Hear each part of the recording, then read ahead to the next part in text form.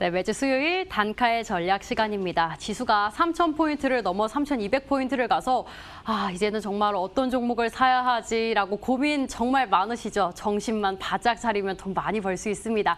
오늘도 다니아 선생과 함께하는 단카의 전략 함께 시간 나눠볼게요. MTNW 다니아 선생과 함께합니다. 안녕하세요. 네, 안녕하십니까? 예, 먼저 11월 달에 저희 방송했었던 적금 주식 있잖아요. 낙폭 과대 혹은 실적이 개선될 종목들 이야기를 해주셨었는데 이거부터 한번 리뷰를 하고 넘어갈게요. 대표적으로 조선기자재 또 자동차 부품주 이야기 나눠주셨었는데 최고 수익률 기준으로 한번 보자니 성광밴드도 눈에 띄고요. 또 하이로코리아뿐만 아니라 성우하이텍이 70% 가까운 수익을 기록하고 있어요. 잠깐 네. 리뷰 한번 해볼까요?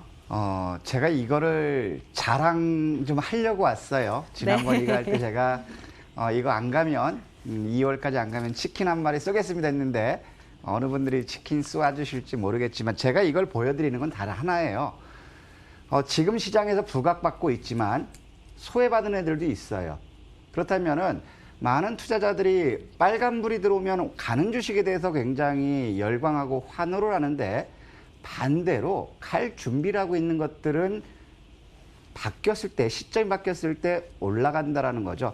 그럼 여기서 보면 자동차 부품주들 일부들 많이 올라갔죠. 안 오른 거 더 갈 수 있습니다. 그럼 반대로 조선 기자재 쪽이 자동차 부품이나 다른 섹터보다 반도체 디스플레이 쪽 못 갔다? 그럼 이제 조선 기자재 굉장히 좋아질 수 있죠. 그 다음에 여러분들 보시면 반도체 소부장에 대해서 시스템 반도체다, 인공지능 반도체다 해서 반도체 소재 부품 장비들 굉장히 강했지만 반대로 지금 올라갈 준비하는 게 OLED 디스플레이 장비들 실적 개선 나오고 있고 올라갈 준비를 하죠. 그 다음에 다음 주부터 국제가전 박람회죠. 이쪽에서도 미니 LED라든가 마이크로 LED 관련된 것들이 주요 이슈가 될 거기 때문에 여러분들께 말씀드릴 것들은 가는 주식들에 대해서 관심 갖지 마시고 올라갈 주식들.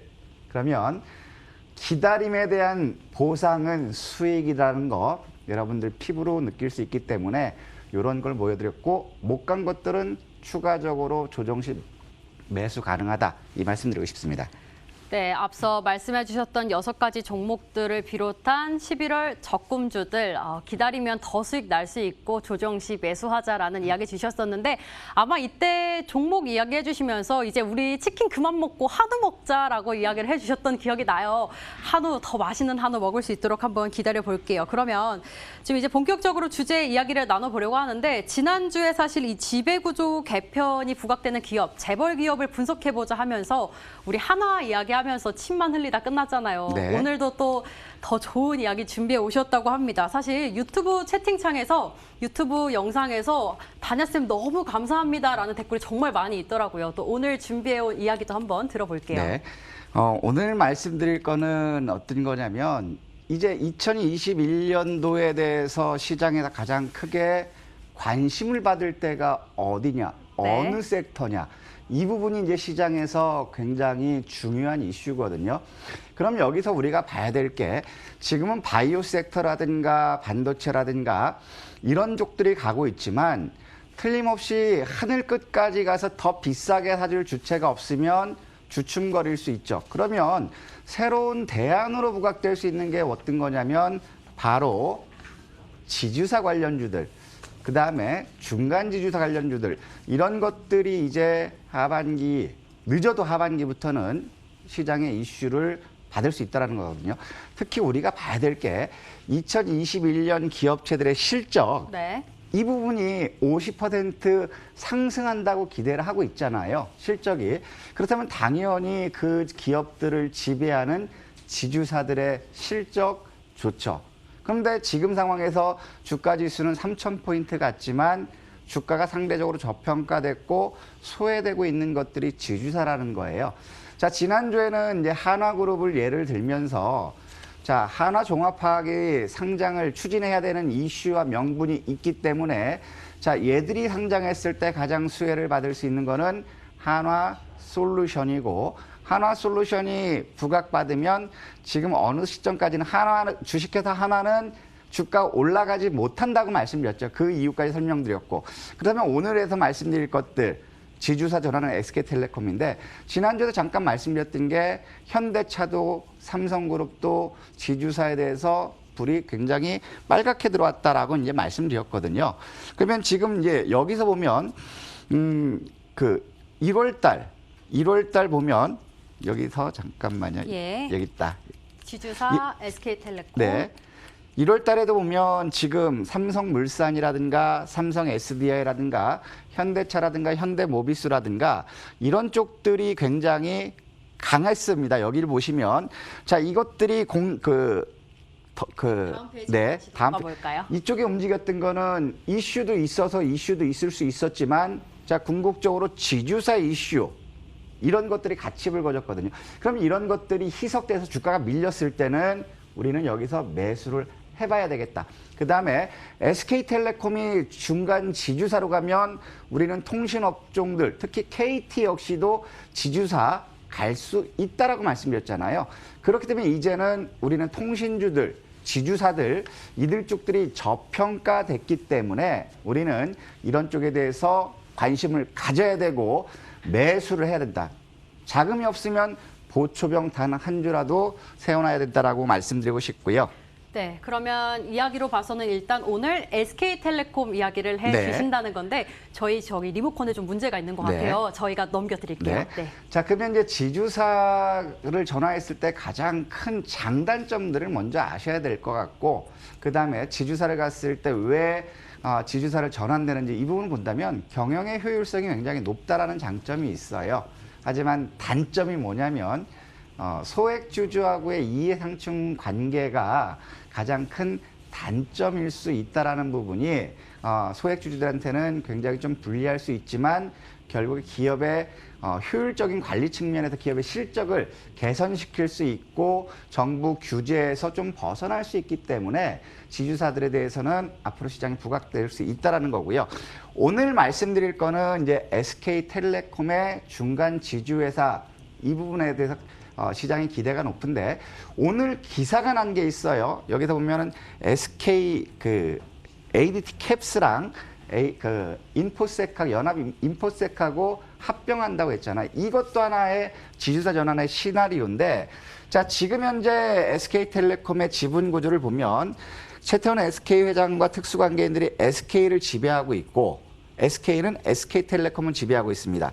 그러면 SK텔레콤의 자회사로 있는 것들을 보면 SK하이닉스가 있어요. 그 다음에 ADT 캡스 이거 상장 준비하고 있고 플래닛도 있고 브로드밴드 있고요. 그 다음에 텔링크 있고 11번가 이것도 일단 지금 상장 준비를 하고 있죠.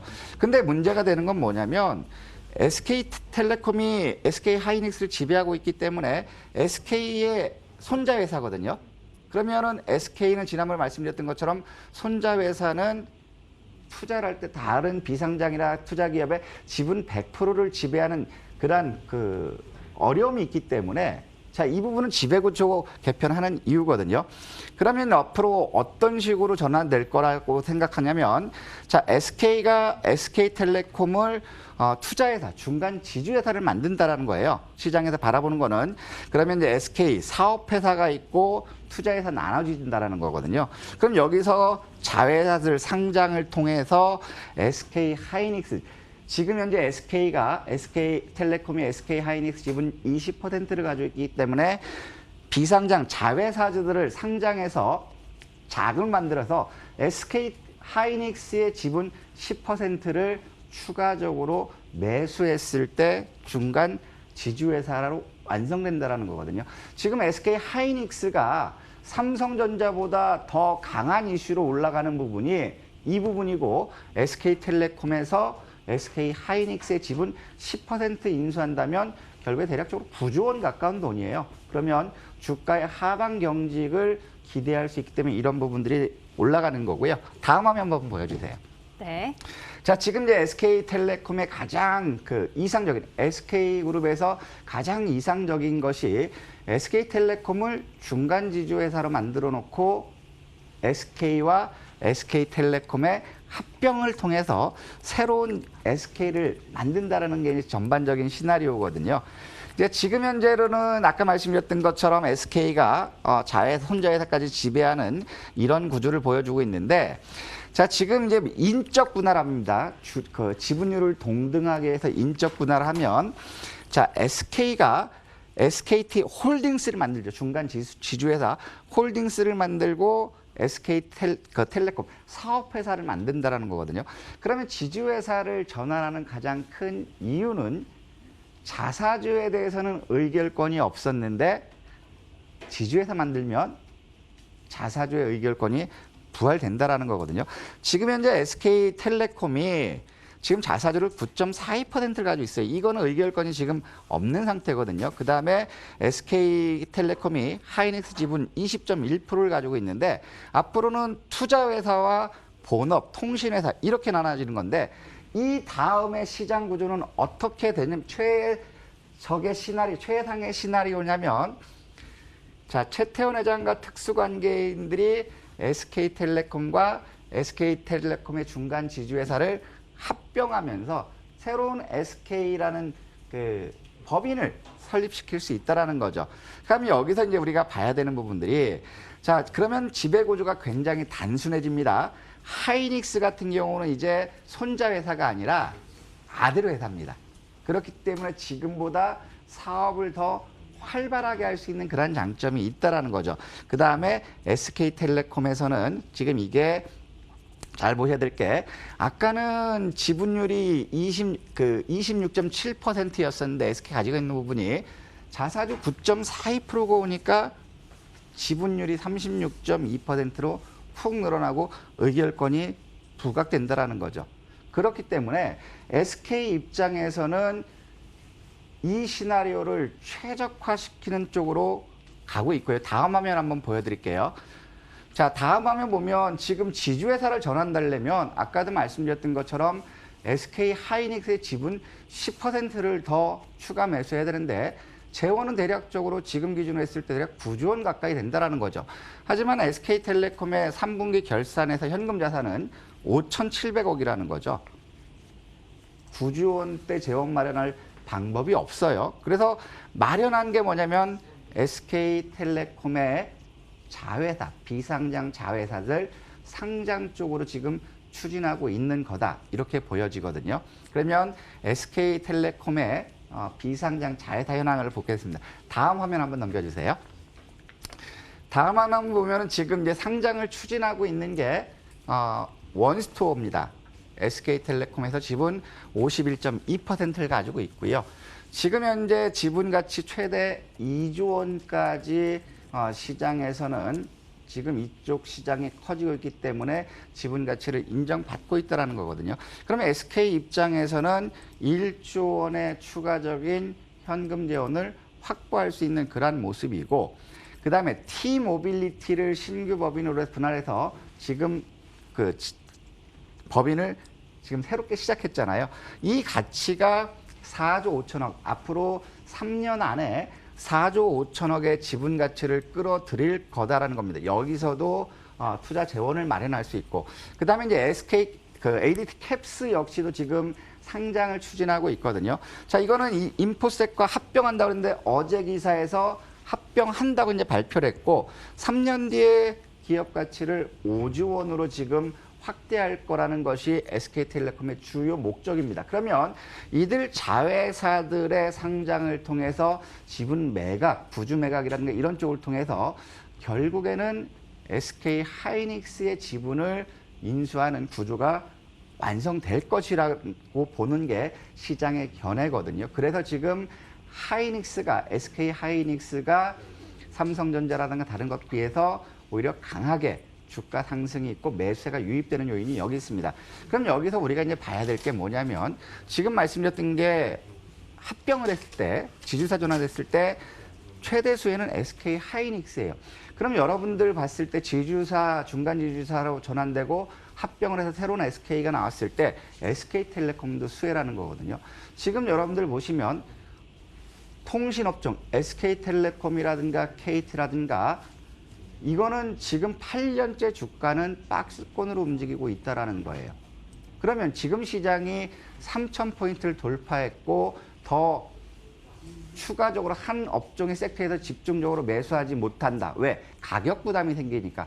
그러면 상대적으로 저평가됐던 SK텔레콤 시장에서 부각될 수 있다라는 거죠. 그렇게 되면 지금 현재 가격 메리트 있기 때문에 단 한 주라도 여러분들 사서 계좌에 쟁여놔봐라. 그러면 이렇게 봤을 때 SK텔레콤과 KT가 다시 한번 KT 역시도 뭐 지주사 발표한다 하거나 그렇지 않다 하더라도 SK텔레콤이 시장에서 부각받았을 때는 KT를 비롯한 통신업종까지도 폭넓게 매기가 확산될 수 있고 8년 동안의 장기 박스, KT 같은 경우는 신저가까지 만들어놨죠. 그러면 이런 것들은 가격 메리트가 있기 때문에 지금 시장에 굉장히 부합하는 업종이다. 그래서 여러분들 말씀드린 거는 중간지주 전환이라는 이슈가 있지만 두 번째로는 가격 메리트가 있다는 거죠. 그래서 가는 주식들 여러분들 따라가는 게 아니라 차라리 이런 것들 차근차근 모아놓으신다면 이런 것들이 속삭이는 자식이 효도한다고 이런 주식들이 여러분 계좌에 저위험으로 안전수익을 여러분들 가져다 줄 수 있다. 지금 이슈는 중간 지주사 전환이지만 앞으로 이것이 어떤 이슈로 가면 지주회사로 있는 뭐 LG라든가 GS라든가 자 이런 쪽까지도 시장의 테마가 형성될 수 있다. 네. 관심 있게 보자. 네, 일단 가격적인 매력으로는 SK텔레콤이 더 매력이 있기는 한데 사실 또 가는 주식에 따라가야 되는 거 아닌가라는 투자자의 이 심리도 있거든요. 네. SK하이닉스 제가 보니까 11월 달에 한 7만 원 선에 비해서 지금 굉장히 한 2배가량 올라오고 있어요. 네. 지금 가격선에서 평가해 봤을 때 좀 어떻게 판단을 하고 계신지 너무 답이 보이는 질문이었을까요? 네, 답이 보이죠. 과연 SK텔레콤이 지금에서 네. 16만 원 갈 가능성 이것보다는 오히려 SK텔레콤이라든가 이런 통신주들은 가격이 박스권이에요. 고가 대비 지금 보시면 주가가 거의 60% 수준이거든요. 그러면 어떤 게 더 갈 거냐? 신고가를 낸 주식을 따라갈 거냐? 아니면 올라갈 준비를 할 거냐? 이거는 성향의 문제입니다. 나는 빨리 먹겠다면 SK 하이닉스를 잡아야 되겠지만 네. 마음 편하게 느긋하게 기다리면서 수익을 덤으로 취하겠다면 SK텔레콤을 매수하는 게 여러분들한테 바람직할 거다. 이 말씀 드리고 싶습니다.